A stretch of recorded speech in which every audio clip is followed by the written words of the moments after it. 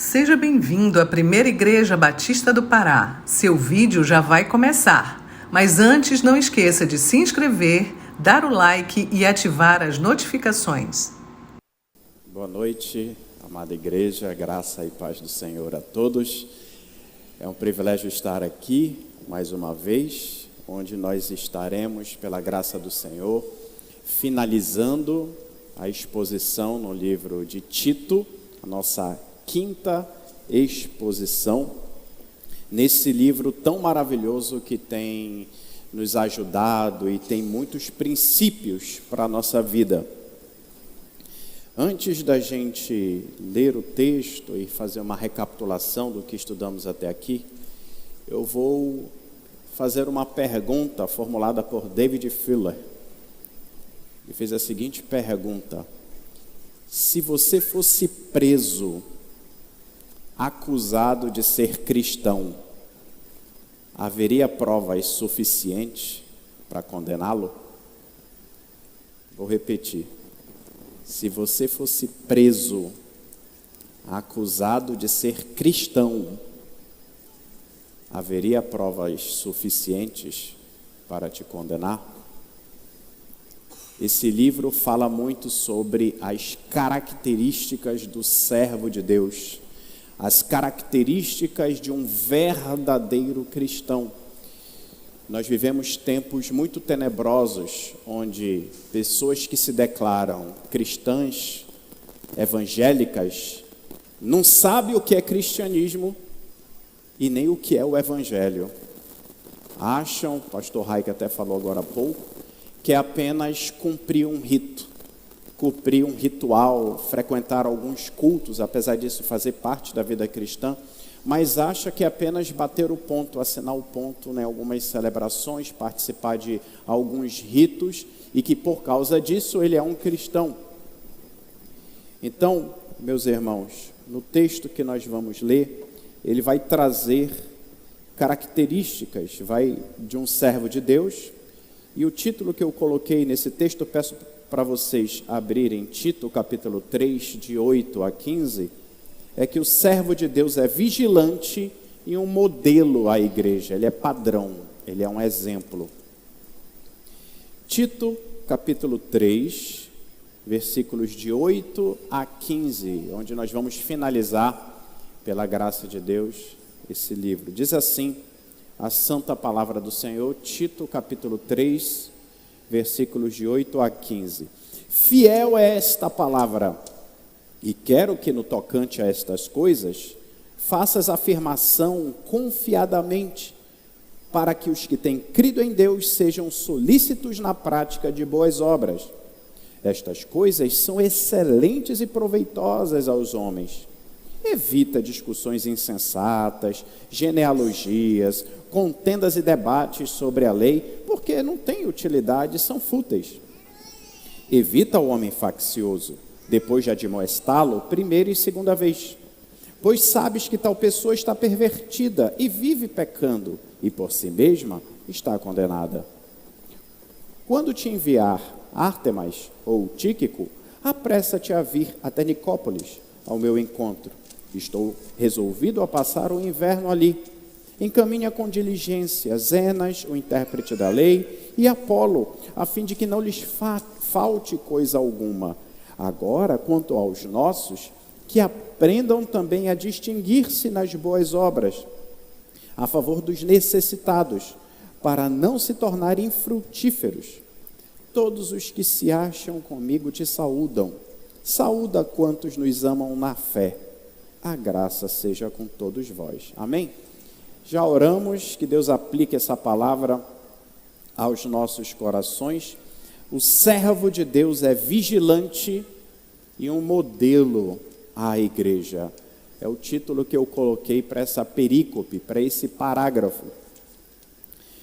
Como nós estamos finalizando as exposições, essa é a nossa quinta e última exposição no livro de Tito, a gente vai recapitular rapidamente sobre a epístola que Paulo escreveu a Tito, e depois a gente vai extrair as verdades de Deus desses versículos para as nossas vidas. Então, Tito faz parte das chamadas epístolas pastorais, com o objetivo de orientar, jovens pastores, Timóteo e, no nosso caso, Tito, a conduzir adequadamente a igreja de Deus. No caso de Tito, na ilha de Creta. E ele era um grande colaborador do apóstolo Paulo, ele é chamado de verdadeiro filho na fé. Ele era um filho na fé, ele foi ganho por intermédio do ministério do apóstolo Paulo. E Tito, ele associa nesse livro, de forma magnífica, a doutrina e o dever, a teologia e a vida. Ou seja, teologia não é algo apenas teórico. As doutrinas bíblicas não são apenas para a gente, em determinadas ocasiões, fazer uma recitação. Teologia, as doutrinas bíblicas, as doutrinas da verdade, da palavra de Deus, elas devem fazer parte da vida do verdadeiro crente. Por isso que teologia não esfria, ela apaga fogo estranho, isso ela apaga o falso ensino. Então, a tradição da igreja noticia que Tito, ele se tornou o primeiro bispo, o primeiro pastor da igreja em Creta, e ele permaneceu solteiro, Hernandes Dias Lopes diz, morrendo na ilha aos 94 anos de idade. Mas aqui ele estava no início do seu ministério, tinha inseguranças, e o apóstolo Paulo estava ali para orientar esse então jovem pastor. Então, o propósito, nós já estudamos aqui, o propósito de Paulo ter escrito esse livro era orientar Tito em Creta, deixar ele em Creta, colocar as coisas em ordem nas igrejas e constituir presbíteros, pastores nas várias cidades da ilha. Creta era uma ilha grande e populosa, situava-se num ponto de cruzamento entre Ásia, África e Europa, e Creta é de onde vem o termo que a gente utiliza hoje, sincretismo.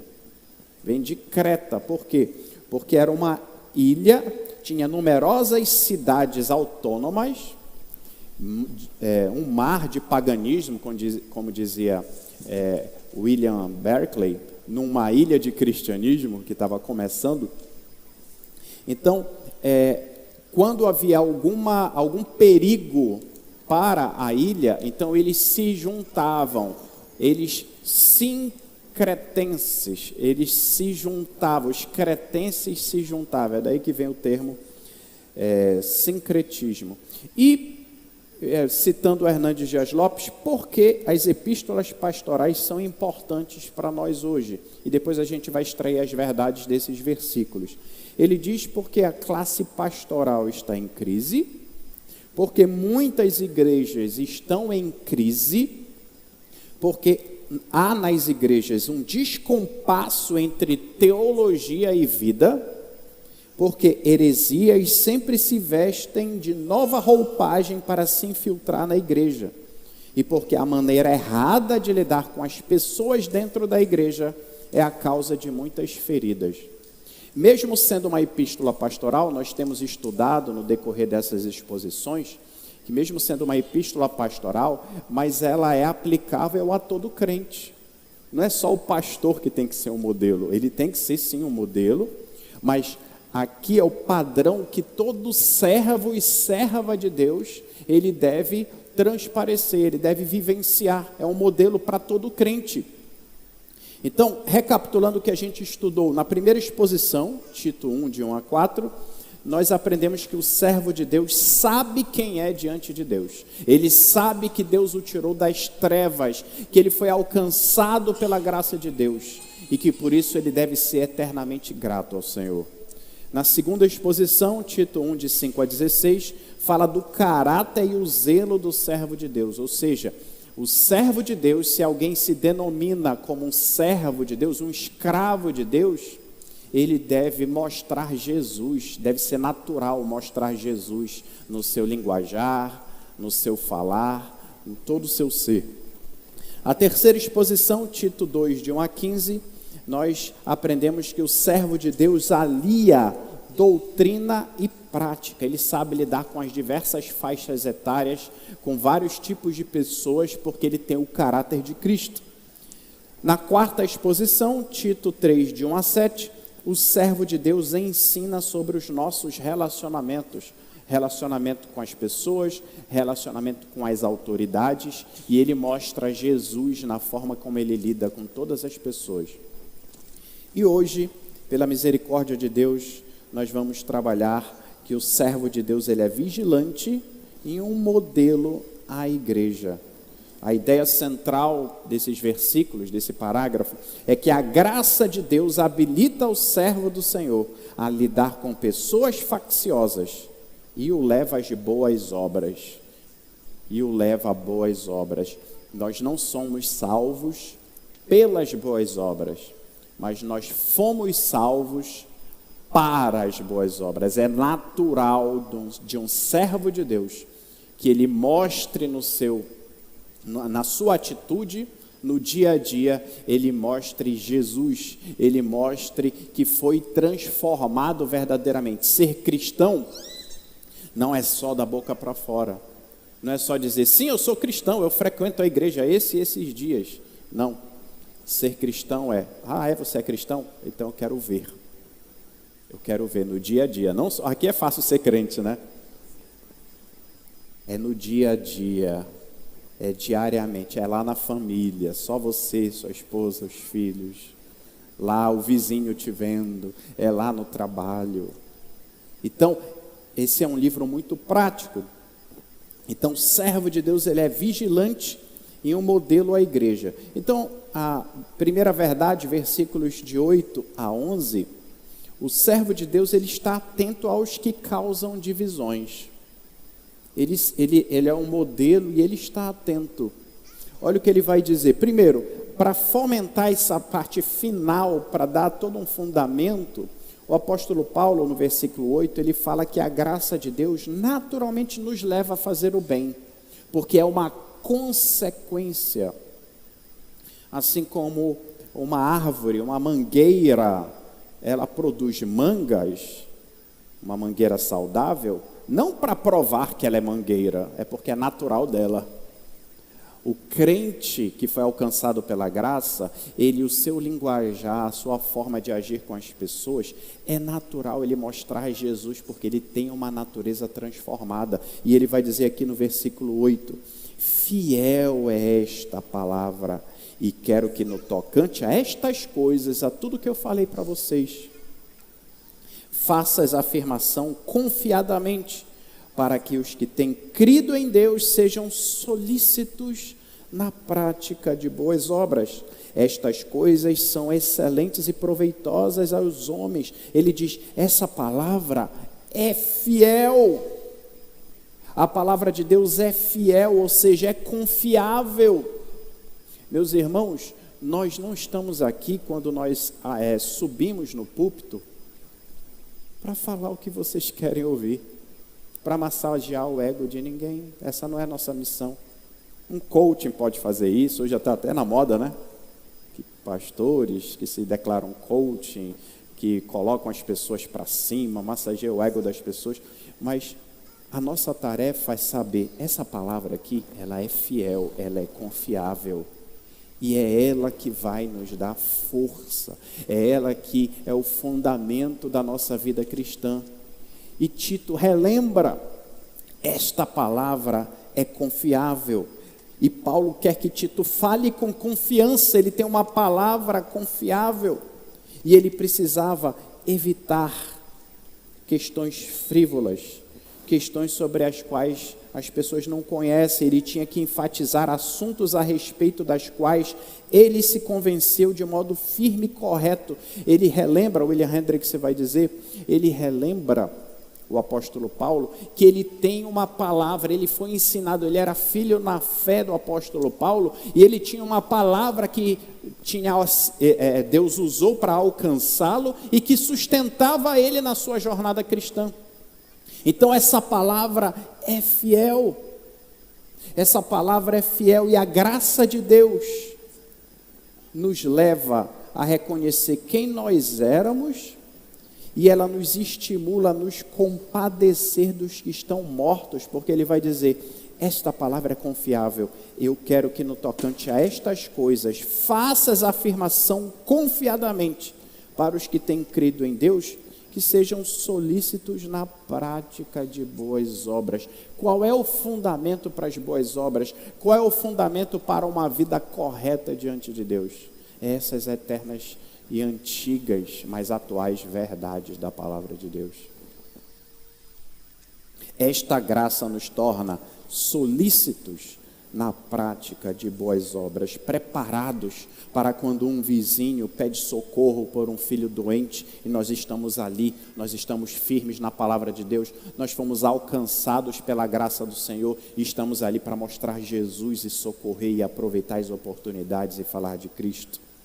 Quando um colega de trabalho desabafa sobre sua crise no casamento, você se lembra que Deus o tirou das trevas e que ele ainda não conhece Jesus, e você utiliza essa palavra fiel, e isso te leva naturalmente às boas obras, a fazer isso para a glória de Deus. É o inverso, as pessoas acham que a gente faz boas obras para conseguir o favor de Deus. Não é isso, irmãos. Isso é natural. Nós sejamos solícitos. E é isso que ele vai dizer no versículo 8, que sejam solícitos na prática de boas obras. Estas coisas são excelentes e proveitosas a todos, aos homens. É natural. Então, se você está firme na palavra do Senhor, nessa palavra que é fiel, é natural que você, o seu linguajar, que a sua cosmovisão, que a sua mente é pura e você está preparado para oferecer essa verdade gloriosa que dá sentido para a vida do ser humano. Ele vai dizer ainda nesse ponto que o servo de Deus é precavido em relação aos que causam divisão. Ou seja, o crente já está firme nas Escrituras, firme nessas verdades eternas. Ele conhece a Deus, ele transpira a Deus. Então ele está preparado para lidar com algumas pessoas. Ele vai dizer no versículo 9, versículos 9 e 10, evita discussões insensatas, genealogias, contendas, debates sobre a lei, porque não têm utilidade, são fúteis. Evita o homem faccioso depois de admoestá-lo primeira e segunda vez, ou seja, evita essas discussões. Quem são aqueles que provocam divisões? A palavra divisão aqui é de onde vem a palavra heresia. Homem cismático, discordante, que divide. Hernandes Dias Lopes vai dizer que esse termo faccioso, heréticos, deriva das palavras herege, sectário. O substantivo subjacente tem um sentido de escola, um grupo de pessoas. Num primeiro momento, a palavra heresia no original não tinha um sentido negativo como tem hoje. Era apenas, fulano pertence a determinado partido, determinada linha de pensamento, determinada heresia, nesse sentido positivo. Mas aqui é utilizado no sentido negativo.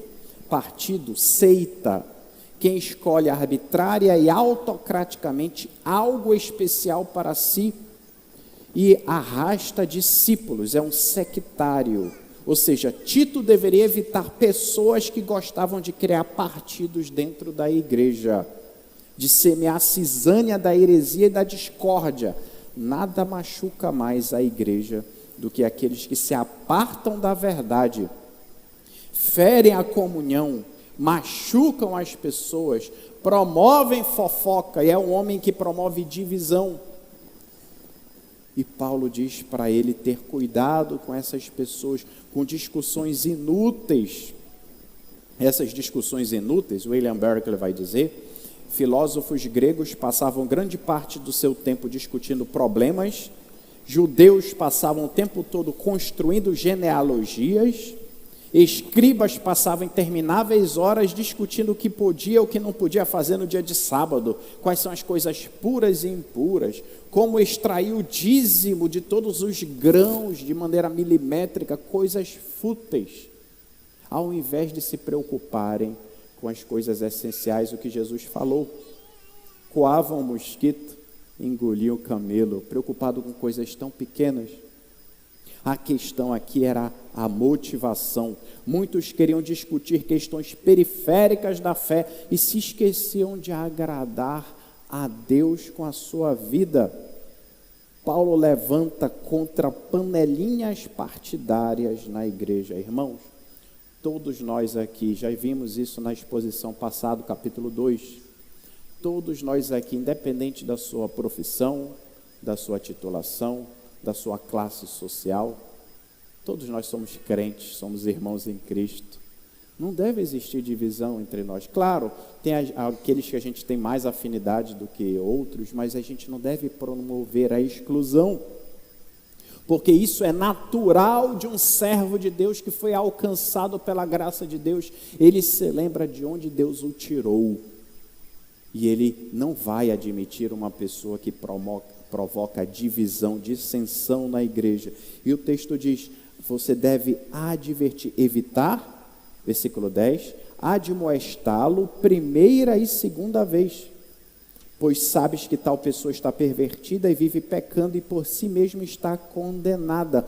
Aqui ele está falando dos passos da disciplina eclesiástica. Disciplina eclesiástica é um tema até fora de moda. E, isso é uma questão farisaica. Não, irmãos, é um mecanismo bíblico. O que é disciplina eclesiástica? Às vezes a gente pensa que disciplina significa punição. Não, irmãos, a punição é o último estágio. Disciplina ensinada por Jesus e pelo apóstolo Paulo, mas em especial Jesus em Mateus 18, ele significa restauração. Então o texto diz: esse homem que está começando a fazer isso, panelinha, advirta. Primeira vez, segunda vez. Jesus ele ensinou de uma maneira mais completa em Mateus 18 os passos para a correção. Se algum irmão pecar contra ti, tem um desentendimento, o primeiro estágio é: vá lá, converse com ele, tentem se acertar. Pronto, acabou. A pessoa não se arrependeu, aí Jesus disse: então leve 2 ou 3 pessoas maduras para ajudar aquele irmão, aquela irmã que persiste no pecado. Persistiu no erro depois de um tempo, leva para a igreja. Se mesmo a igreja ajudando meu irmão, minha irmã, como é que a gente pode te ajudar? Tudo isso com amor, não é uma questão de punição, prazer por punir. Conheço casos muito complicados, né, de pessoas que confidenciaram para irmãos algo particular: meu irmão, me ajude. E era para ser algo restrito, então ajude aquele irmão naquela área. E a pessoa vai e espalha para as pessoas, descumprindo todo o método que o próprio Jesus instituiu para a sua igreja. E aqui ele diz: advirta a primeira vez, vai a segunda vez. Aí a pessoa, depois de todos os estágios, essa pessoa não se consertou, aí sim é o último estágio, seria a punição por causa da rebeldia obstinada. Então o último estágio da disciplina eclesiástica, ele está condenado e por si vive pecando e por si mesmo está condenado, que diz o versículo 11. O último estágio da disciplina. Isso não é falta de amor, isso é prova de amor. A gente está vivendo um contexto pós-moderno, onde falar a verdade, né? Se você falar a verdade, você vai ser cancelado, né? Essa palavra da moda, hoje em dia. Você não pode mais falar a verdade, irmãos. Provérbios diz: leais são as feridas feitas pelo amigo que ama. Então, nesse momento, às vezes a gente pensa só em determinados casos que ocorre a disciplina. Nesse momento onde nós estamos lendo a palavra de Deus, eu estou sendo disciplinado e você também. No sentido de, a palavra de Deus é um espelho e ela mostra as nossas debilidades. E nesse momento nós estamos tendo a oportunidade de corrigir: o Senhor, realmente eu tenho errado nessa área, me ajuda. Isso é disciplina, é a busca da restauração. Esse é o propósito. E Paulo vai dizer aqui para Tito: se você tem o caráter de Deus, você foi alcançado pela graça de Deus, você vai querer ajudar os irmãos, ser solícito na prática das boas obras, inclusive ajudar os irmãos que estão errando. E os que amam a divisão estão longe da verdade, como ele fala no versículo 11, porque poderia contaminar a igreja toda. Pessoas que promovem discussões por questões não essenciais e pequenas, promovendo a divisão da igreja, devem ser alertadas. Se continuarem nessa atitude, precisam ser corrigidas. Isso é amor. Isso é amor. Hoje a gente vive numa sociedade que, ao fazer isso, diz: isso a igreja ela não tem amor. Não, irmãos, tem sim amor. É porque muitos selecionam partes da Bíblia, partes de Jesus. É o Jesus criado à sua imagem e semelhança. Mas o servo de Deus é aquele que serve ao Jesus completo das Escrituras, ao Deus retratado nas Escrituras, e não um Deus imaginário que é criado por aí. Então, o servo de Deus é vigilante e um modelo à igreja. Primeira verdade que nós vimos: o servo de Deus está atento aos que causam divisões. Claro, sempre buscando a restauração, sempre buscando o amor, sempre buscando a admoestação, o aconselhamento. E a segunda verdade, versículos 12 a 15. O servo de Deus é um crente exemplar. Ele é um exemplo em apoiar os irmãos. Olha o que Paulo vai dizer, versículos 12 a 14. Quando te enviar Ártemas ou Tíquico, apressa-te a vir até Nicópolis, ao meu encontro. Eu estou resolvido a passar o inverno ali. Encaminha com diligência Zenas, o intérprete da lei, e Apolo, a fim de que não lhes falte coisa alguma. Agora, quanto aos nossos, que aprendam também a distinguir-se nas boas obras a favor dos necessitados, para não se tornarem infrutíferos. Paulo aqui está fazendo uma troca de obreiros, enviando Ártemas ou Tíquico para ocupar o lugar de Tito em Creta. Mas para isso, Tito deveria prover donativos, recursos, deveria apoiar esses dois obreiros na obra itinerante que eles estavam realizando. Possivelmente foram eles os portadores dessa carta de Paulo a Tito. Então as igrejas de Creta deveriam suprir as suas necessidades nessa nova viagem que estavam para iniciar. Nessa parte final ele está fazendo uma aplicação de tudo que ele falou. A igreja em Creta não poderia ficar sem sólida liderança espiritual. Paulo está preocupado: olha, eu preciso de Tito, mas eu vou enviar Ártemas ou Tíquico para dar apoio, para dar suporte para vocês. Mas o pastor, o servo de Deus, ele é um exemplo de preocupação do rebanho. E ele está ali para preservar o rebanho e também servir de modelo no suprimento. A igreja é conhecida, Jesus vai dizer em João capítulo 3, pelo amor. Hoje é muito falado nos nossos dias, né, que a maior característica, o maior atributo de Deus é o amor. Não sei se vocês já ouviram isso. Sim, mas é o amor segundo a Bíblia.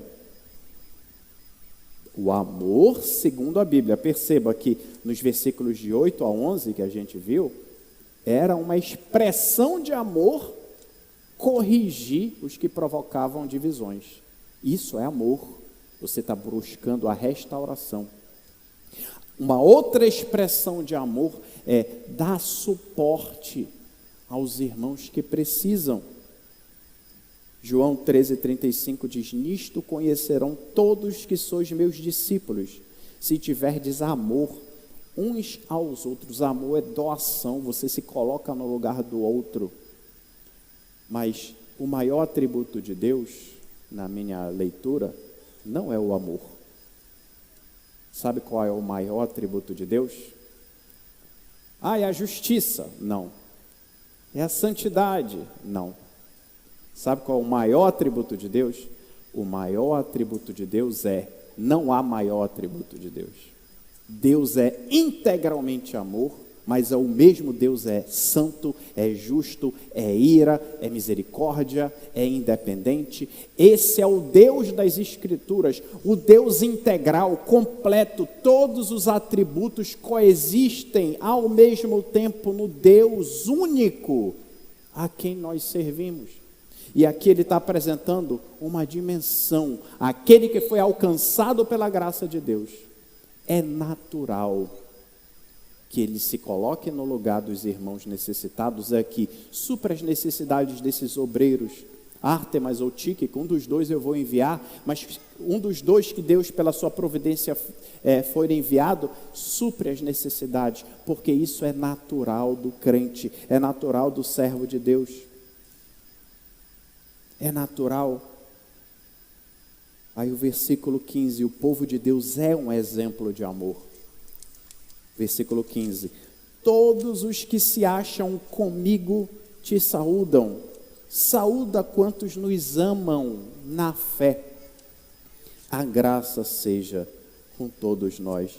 Meus irmãos, a salvação é de graça, é pela graça, mas é demonstrada pelas obras.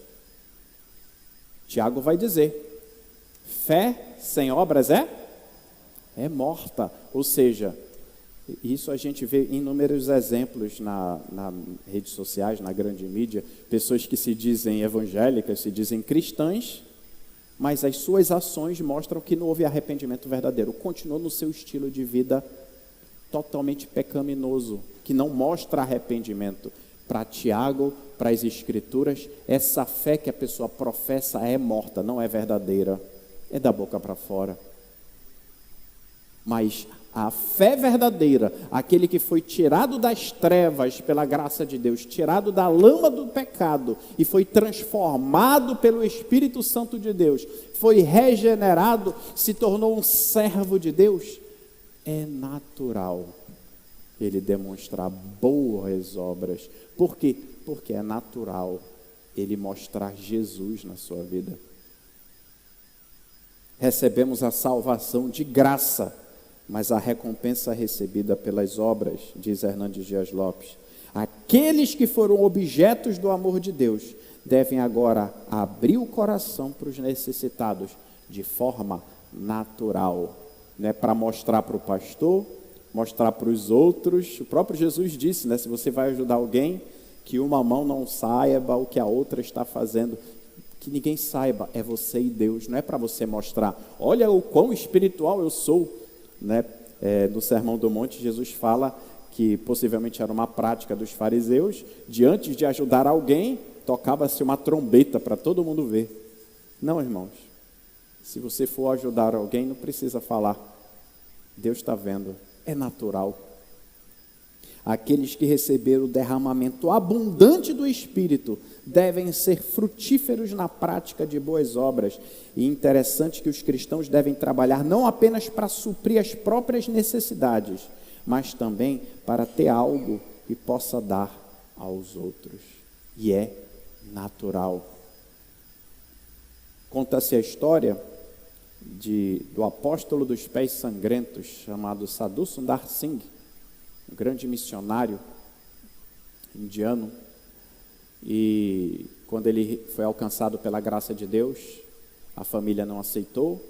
Ele era filho de uma família riquíssima, e o pai tentou fazer de tudo para ele mudar de ideia, inclusive a última tentativa, o tio dele, riquíssimo, disse assim, Sadhu, vamos dar uma volta, eu quero conversar contigo.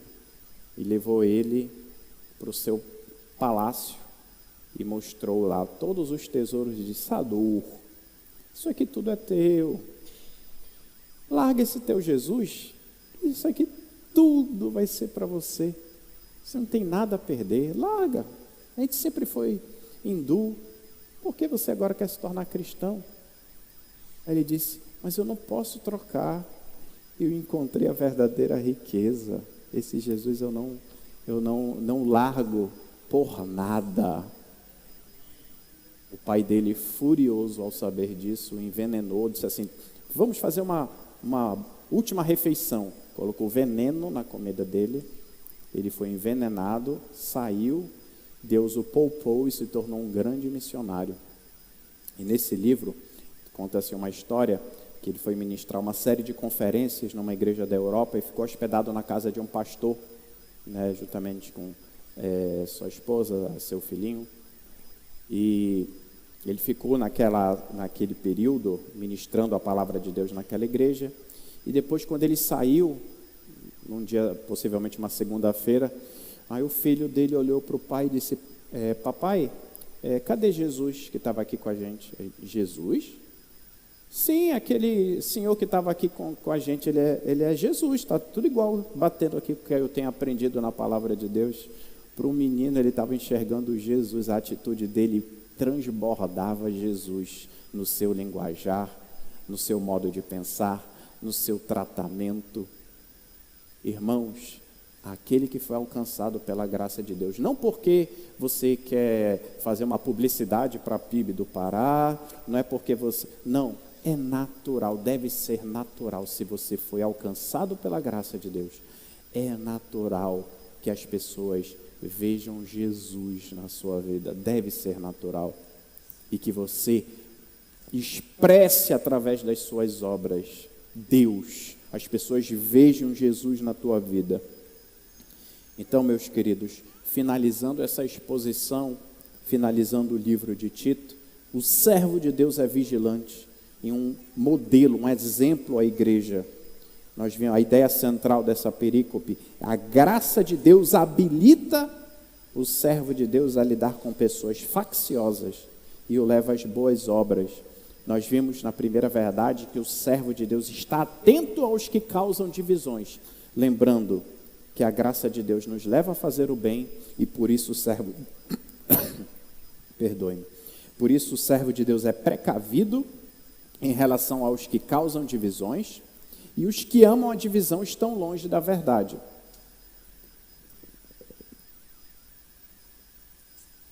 Ou seja, o servo de Deus está atento aos que causam divisões. E a segunda verdade que nós vimos: o servo de Deus é um crente exemplar.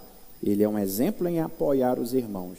E o povo de Deus é um exemplo natural de amor.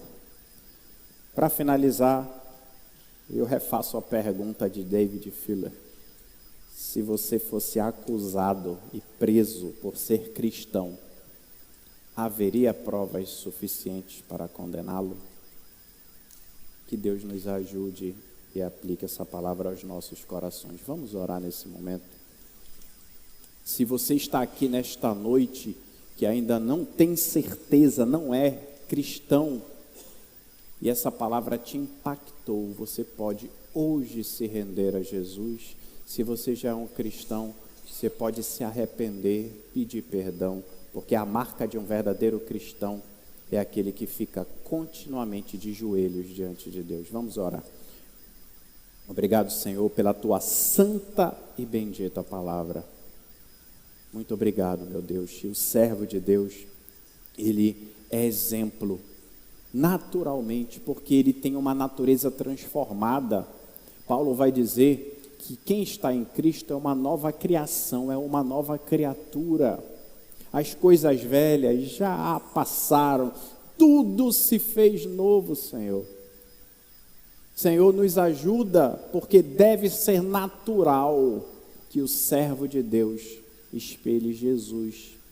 Ajuda-nos, Pai, nesse processo de santificação. Nenhum de nós aqui é perfeito, porque nós ainda estamos no processo de aperfeiçoamento dos santos.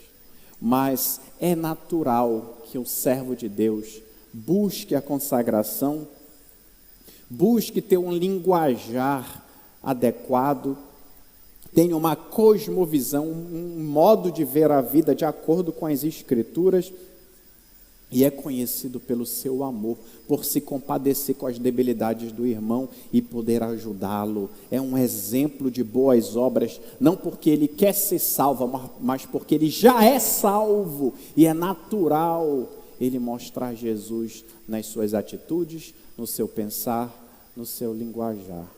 Ajuda-nos, Senhor. Nós ainda não fomos glorificados, mas nos ajuda a cada vez mais, como o Senhor diz na tua palavra, a sermos transformados de glória em glória até a vinda do Senhor. Ajuda os nossos irmãos aqui da PIB do Pará, o pastor Rai, que continua abençoando sua liderança, todos os pastores e líderes, que essa igreja continue buscando ser santa, buscando, Senhor, a tua vontade, buscando se firmar cada vez mais na verdade da tua palavra, Senhor. É o que nós rogamos, Senhor, humildemente, em nome de Jesus. Amém.